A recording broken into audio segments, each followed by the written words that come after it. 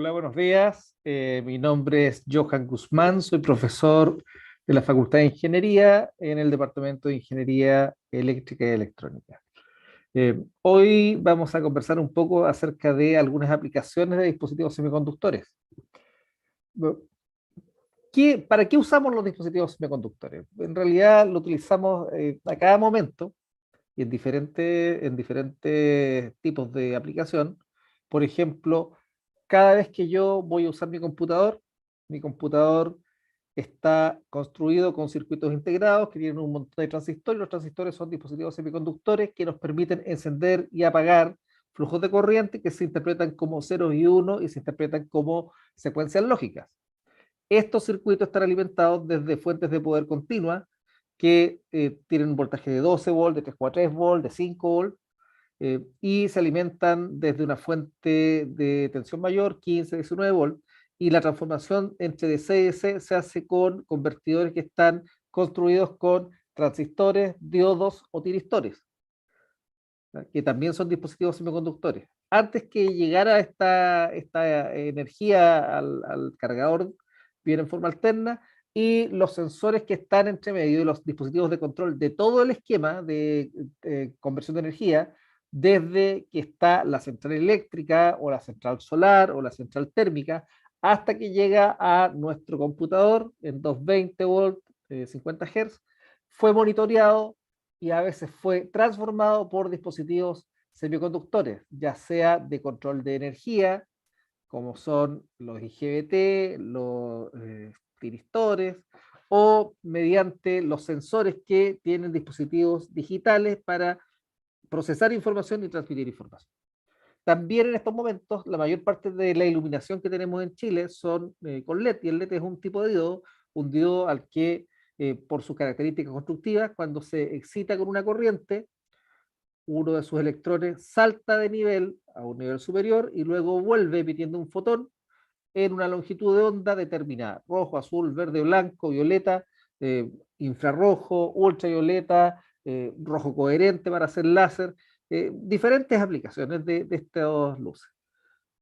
También lo usamos para sensar. Tenemos sensores que son directamente un bloque semiconductor, sensores de temperatura, sensores de campo eléctrico, de campo magnético, y así tenemos un montón de aplicaciones que están en todas partes, desde lo más simple como puede ser eh, un termómetro digital, a lo más complejo que son naves espaciales, que se están construyendo cohetes para ir cada vez más lejos.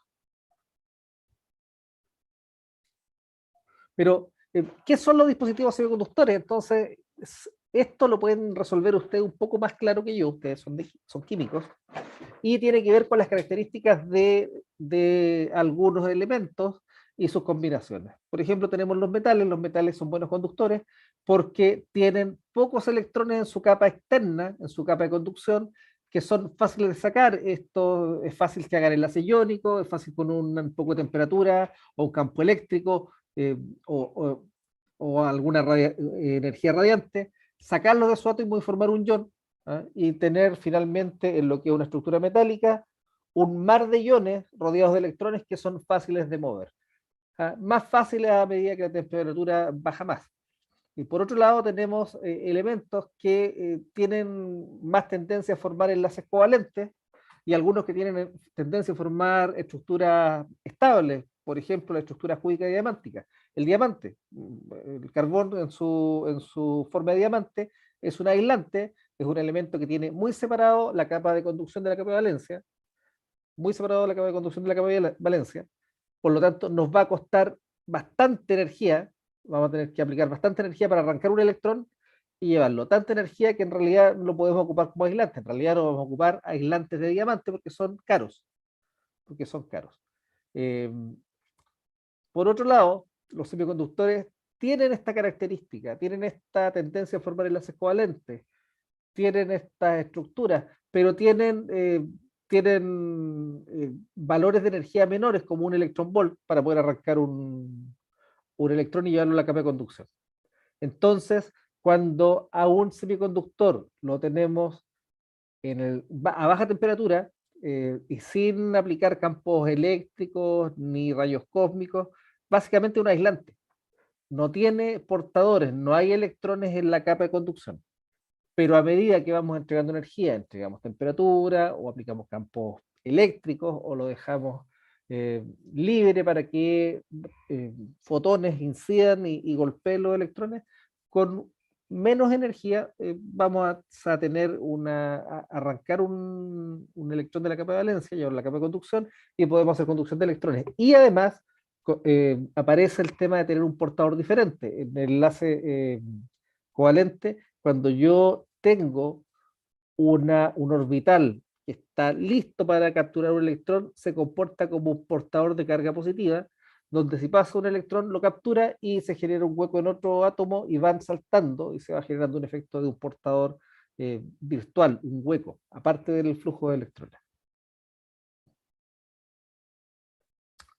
Cuando un semiconductor tiene esta tendencia a formar la estructura de un diamante, cúbica diamántica, hablamos de un semiconductor intrínseco, donde tiene la misma cantidad siempre de portadores en un cristal de huecos y electrones. ¿Por qué? Porque se forman en pares. Aparece un electrón, aparece un hueco.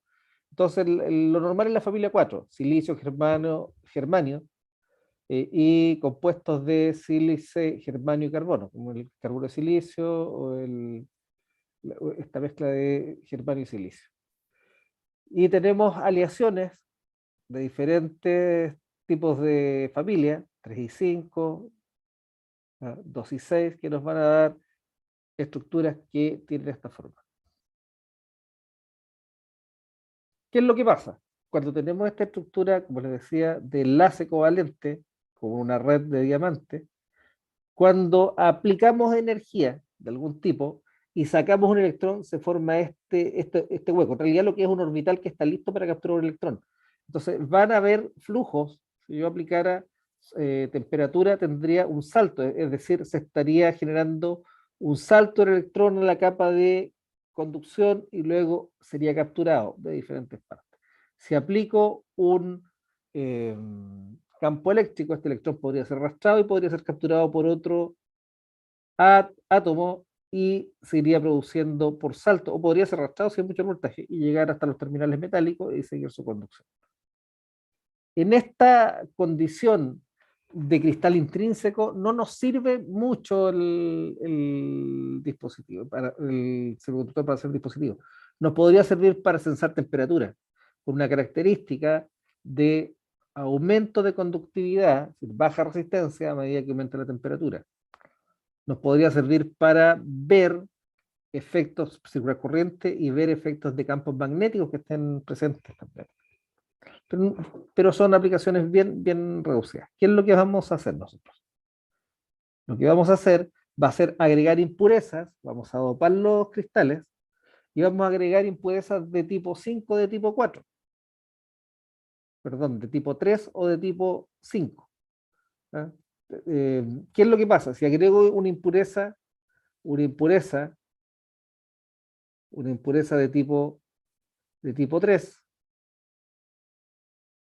de tipo 3 o de tipo 2, voy a tener orbitales disponibles para capturar electrones. ¿Y qué pasa con eso?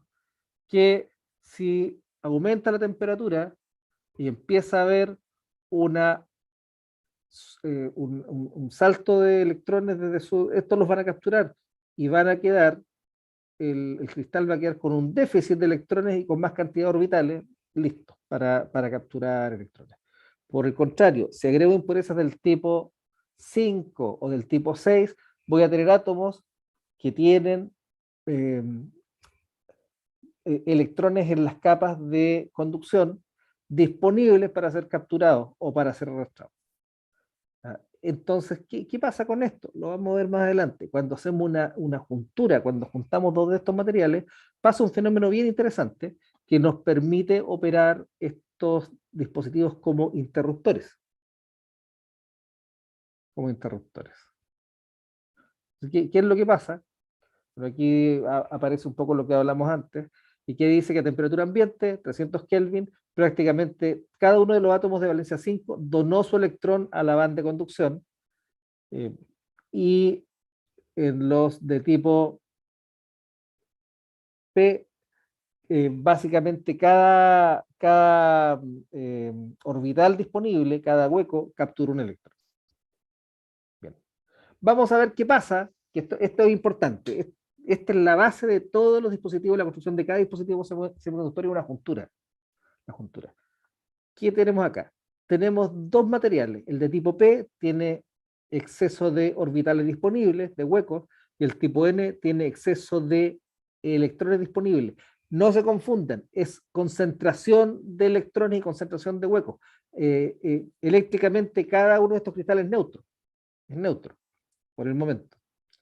Y tienen sus niveles, ¿cierto? Dependiendo de las concentraciones, niveles de energía promedio, niveles de Fermi, donde tenemos en este nivel, representa el nivel más probable donde podemos encontrar un electrón, el nivel de energía. ¿Ah? Los vamos a juntar y justo después del contacto, por un tema de concentración, en este cristal hay más concentración de electrones, y en este cristal hay más concentración de huecos, difunden y empiezan a recombinarse generando una zona donde hay equilibrio de electrones y huecos. Pero, ¿cuál es el problema? Se genera esta corriente, ¿cierto? Esta corriente de difusión, pero al mismo tiempo, si se dan cuenta, estos cristales que eran neutros ya no lo son, porque este cristal que naturalmente tenía cero carga y tenía un exceso de concentración de orbitales, ahora no tiene un exceso de concentración de orbitales, pero tiene electrones que no deberían estar ahí, no estaban antes, por lo tanto tiene carga negativa, tiene exceso de carga, tiene equilibrio de concentración de portadores, pero tiene un desequilibrio de carga.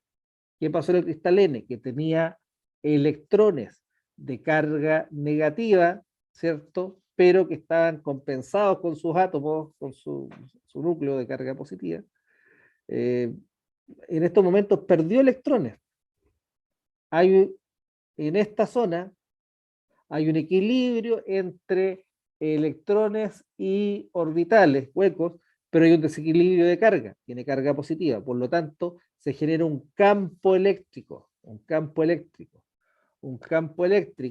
que va de positivo a negativo y que va a tratar de hacer que los electrones que estaban yendo por difusión desde el N al P pasen del P al N y se generan corrientes de difusión y de desplazamiento que son dinámicas, pero en el equilibrio, como estas corrientes finalmente llegan a ser iguales, si vamos a medir corriente aquí no hay. A nivel pequeñito van a haber corrientes que se cancelan, corrientes por difusión y corrientes por arrastre de un campo magnético, de un campo eléctrico, pero no se va a medir. Y se generó la juntura. ¿Qué característica tiene la juntura y por qué nos permite hacer y jugar a diseñar interruptores? Vamos a ver. ¿Qué pasa cuando esta juntura no tiene voltaje? Nada, no hay corriente si tenemos este voltaje. El, el campo que se genera en este momento compensa las corrientes de arrastre con los desplazamientos. ¿Qué es lo que pasa?